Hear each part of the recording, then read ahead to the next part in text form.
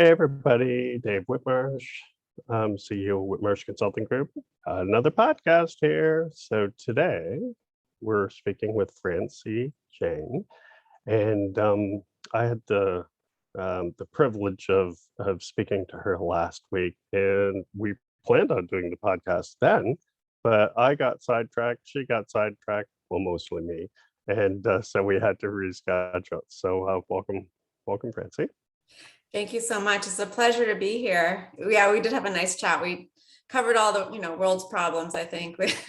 Yeah, so you guys, the rest of the world will see the results of that by the end of next Yeah. week, probably. Yeah, We'll have it all figured out. Yeah, so tell us a bit about your company and your vision, and just give us a little overview, and then I'll dive you deeper into some areas that I'd like to cover. All right, cool. Great. So my company's Terawatt, and the website is goterawatt.com. And terawatt actually means trillion watts. And I love the idea of it because it means to me this idea of like collective light. And I think a lot about it, sort of like organic light and bringing people together and creating lots of light. Also, Terra to me is a little bit of a double entendre because it's like tierra in Spanish. It's like the ground wire, around electricity. I don't know, just all that stuff sort of speaks to me. But really, Terawatt is about group coaching. We like to say we believe that everyone deserves a good coach. And the reason that's a statement that is like a marketing statement is because coaching generally is unaffordable for the average person. And our numbers show that on average, the US coaches make $300 an hour. But it's not that they want to spend 1 hour with anyone. They want to spend many hours over many months, and it's a commitment. And like we talked about, even David, it's not like these coaches are driving Rolls Royces. It's their expertise is valuable and it's in demand, and they're not always busy and they're not always working. They're not making a ton of money, but when they are working, they have like a market rate. And I am a capitalist. And so I believe that coaches should make their market rate. And so what our company does is we make it affordable through group coaching. So it's like basically the premise of division. So we're saying, okay, well, the coach makes a certain amount and they have an expectation of their rate. And if you divide by, let's say, 10 people, it's a lot more affordable. And so you can still have the multi-month coaching experience. But you share it with other people. And then what you get from that is you also learn from your peers. So it's kind of like outward bound in that there's this other component, which is the group, which is also a way that people learn and grow. And so we see it, the technical setup is it's called an online marketplace, right? So we are offering a service, and that is group coaching. And then within that, we have 3 groups. And so it's the coaches. And then we have someone who's hiring the coaches. It's generally an employer right now. We're marketing to employers. And then their employees who reap the benefits. So it's the employees are like the 6 to 10 people in the session and the coach. And then the employer is the one who pays for it as part of a company's professional development budget. And it's really exciting to me because I love the ability I love affordability, but without the expense of sort of jamming somebody or asking them to take below what their market rate is. And so it's a really nice setup because coaches see it as like a lead generator, and also market rate income, like a current income. And then individuals can really get so much more out of, their employment with a company when they get this kind of professional development. And one of the things that I really love about this is that Terawatt doesn't have an ulterior motive, right? Like we're not selling conferences. We're not a headhunter, we're not any of these other things. Like we are really just we just believe in affordable coaching and helping everyone be great, whatever that means. Yeah, totally. And if you really look at so let's just break down coaching, right, to some degree. So, going back, a few years, right, because I'm old and I do that. Um, and we look at like Tiger Woods when he was the world's best golfer. He had a coach, right? Right. The biggest company, or the CEOs from the largest Mm, companies have coaches. And in most organizations, the top level executives, C-suite or SVP, have coaches. So yeah. it's a good practice, right? Like there's no question there's value in it. Right. The unfortunate part is you're absolutely right. And this is why I absolutely love what you have here and your vision, because um, the coaching just doesn't trickle down to the entire organization. Yeah. Good point. And so, how do you get your company mission down downstream, if you're not um, giving the same abilities for professional development to the entry level folks as you are, your C-suite. It just doesn't make sense. So I love the premise behind it. I think it's brilliant, and one thing that we touched on that I personally love is these group coaches. um, that a lot of times individuals, and having gone through the coaching program myself, and a lot of times when you do the one-on-one coaching, it's hard to get the ball rolling, right? It's hard to get that feedback. It's hard to get Mhm, going, and maybe you have a bad day, right? Maybe mhm. you have a quiet day, depending on your personnel, and you're just not ready to dive in with full enthusiasm. Well, but when you have a group, um, the ball, it only takes one or two out of a group of, eight to move start the ball rolling downhill. Mhm. Yeah. And Good it's point. really easy to jump on. And Yeah. then you can not only learn from the coach, now you can learn from the other people in that group, and see where mistakes are made, or good things are done. So I actually think it's probably a better format than one-on-one coaching, to be, Right. but I can see, I'm not dismissing one-on-one coaching. I Yeah. just think it's a great format, and it makes it scalable, makes it affordable. You have the opportunity with that model to reach, um I don't want to sound negative, lower people in the organization from and make a bigger impact in that organization. I just think it's brilliant. So Yeah. Oh, yeah. Thank you. I mean, I'll tell you, always so I worked for a long time in finance. And before that, I worked in real estate and a little bit in fashion. And I always felt like, how do I say this? Or I always felt like there was this a secret talent of like being really good as like a worker. And I could never figure out how to do that. And that feels like to me something that could really come out of this, right? Which is like, how are you really good at like pitching your boss on something that's a little bit out of left field? Or how do you become really good at conflict resolution? Or how do you become really good at like presenting an idea or telling a story? And I feel like there are all these like small skills that are hard to figure out where you can get them. And so that to me is also a little bit of a fantasy I had when I was, a little bit younger, is just like getting this little more like strategic advice about how to just like be good in the workforce. And I feel like that's to me really exciting, we, because you could just be someone who doesn't have any of that DNA just doesn't exist in your body. yeah, yeah. And a quick learner. It's funny because when I went through the coaching certification program, I reached out to my old boss, the Hmm. CEO at HR.com, and I said, do you know when, because the part of the certification you required to do, I think this particular one was 40 hours of Hmm. testing. So I reached out to the old boss and said, do you have some people that I could coach, or do you know anybody that needs coaching? I think was probably more direct. And her reply was, Dave, everybody needs coaching, right? And it's like, great point, right? Okay, so do you have anybody on fire? Right? How about Right. that? Is that better?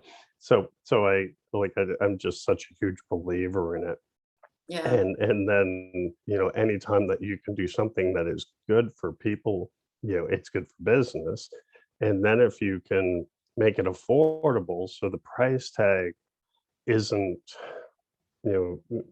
truthful, and if the price tag's not the barrier of entry or Right. reduces the barrier of entry, then it just makes more sense, right? Like, because there's no way you're going to have a customer service, person that, could be on payroll for $40,000 that you're going to, you know, allocate Right. a $5,000 coaching program to. Totally. It just doesn't make sense, right? So, but if you could, if you could throw $500 at 10 of them, right? Now the Exactly. model's great, right? Exactly. Exactly. And the other thing and that's exactly it. And the one other thing that I really love about this is that we're not kind of like, we're truly a marketplace, right? We're not saying there's no like terawatt way. We're really trying to come up with a structure that makes sense for everyone and then let the coaches be as creative as possible. And so what that means a little bit is that everyone has their own niche, right?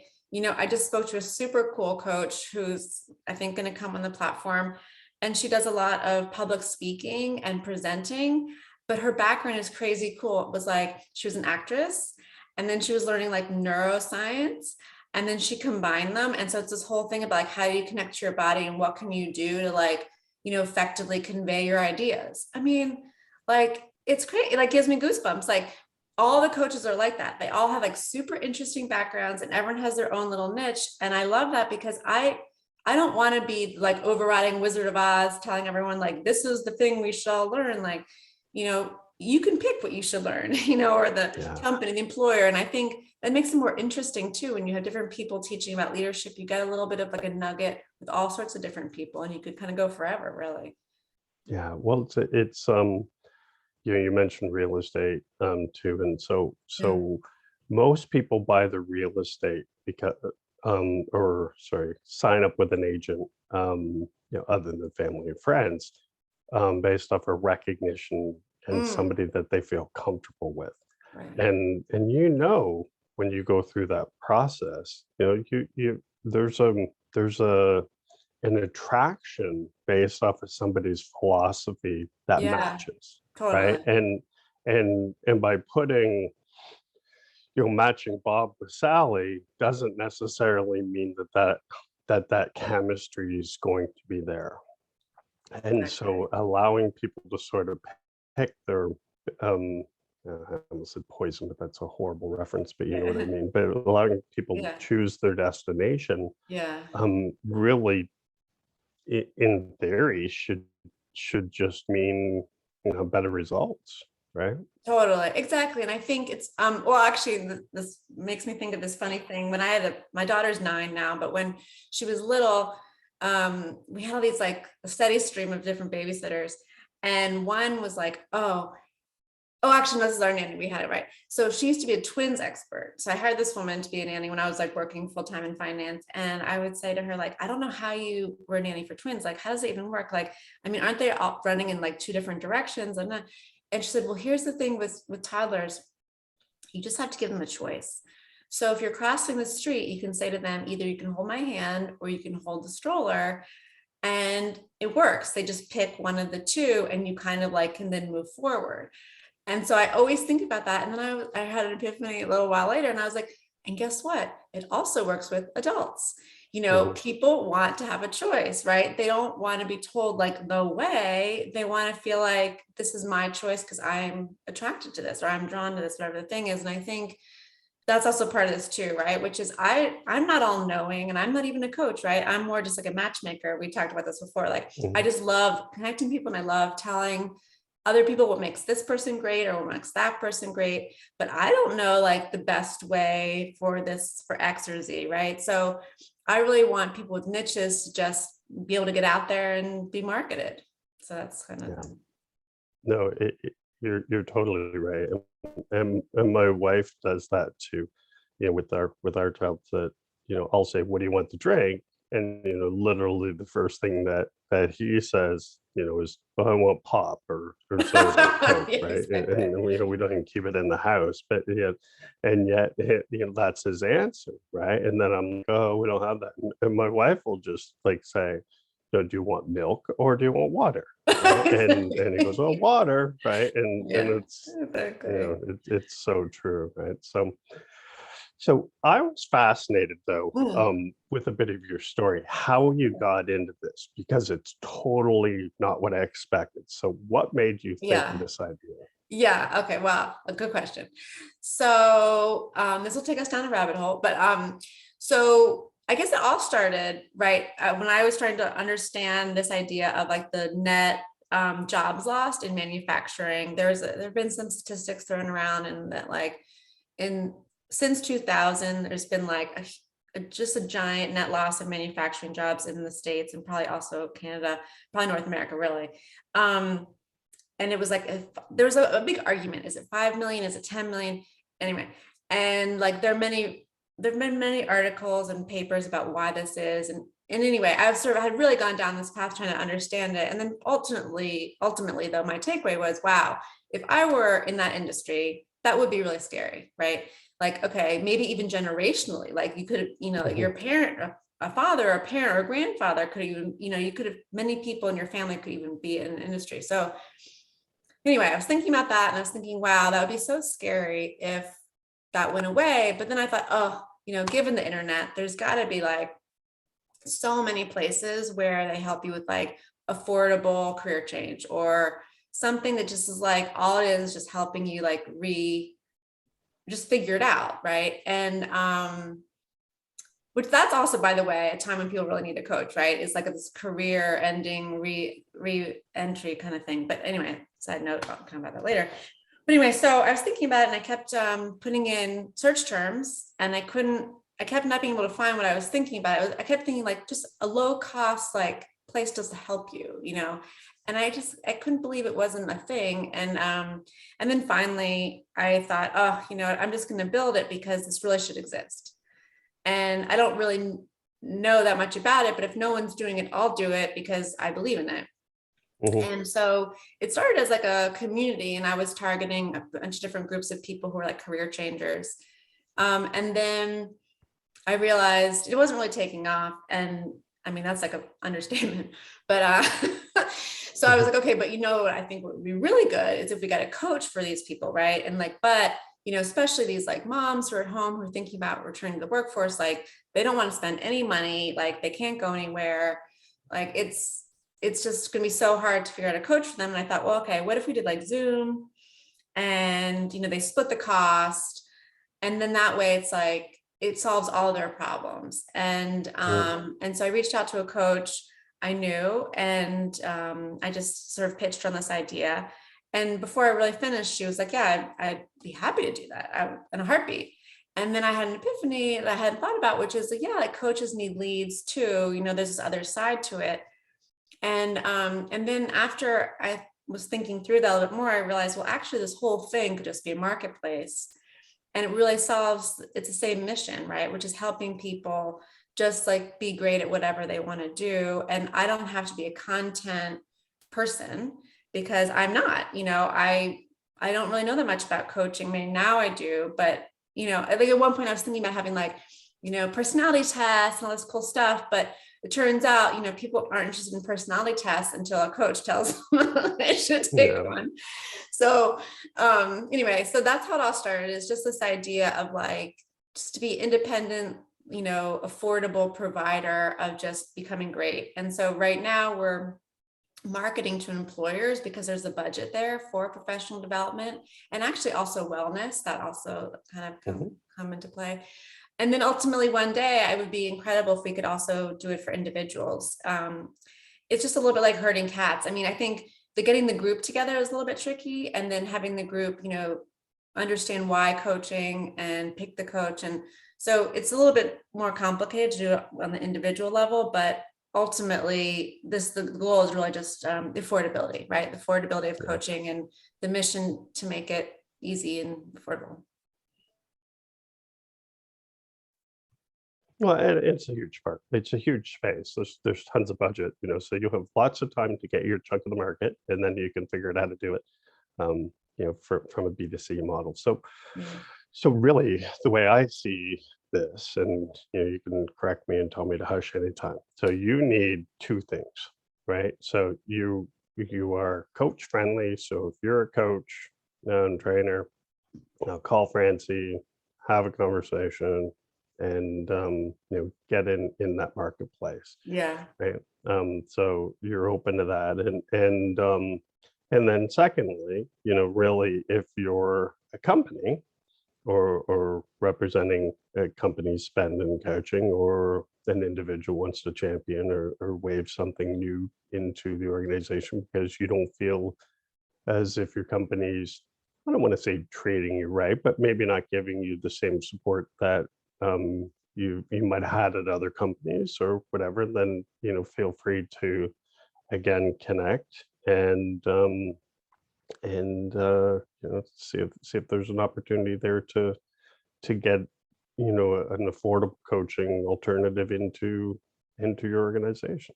Yeah, yeah, exactly. And in fact, we're always trying to figure out ways to help individuals and corporations or, employees to bring it to their company. So feel free to reach out, really anyone who finds this interesting, because for me, I think it's just a fun challenge always to how to broaden it out. So I Mhm. love to speak to people, and I think the feedback is always valuable. And so anyone who's interested, definitely reach out. I'm probably much better at email than any other mode of connection, but yeah, I would love to. Yeah. Thank you, David. That's lovely. And so, as far as the parting, what else do you think would be a value that people should know or people should do? Um, well, one thing actually, this is an important part of it is when I started recruiting coaches so I know a lot of coaches, right? I'm in my mid 40s. So a lot of people now have become coaches, who I know from college and stuff. And so I've known people for like 20 years, right, who are now becoming coaches. And one of the things that was really interesting to me about recruiting them is how important it is to coaches that this platform has good coaches on it.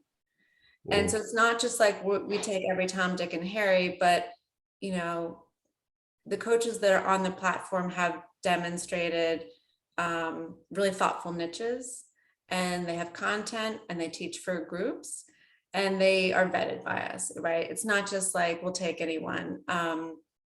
But that's not to say that we have hoops that are impossible to jump through, right?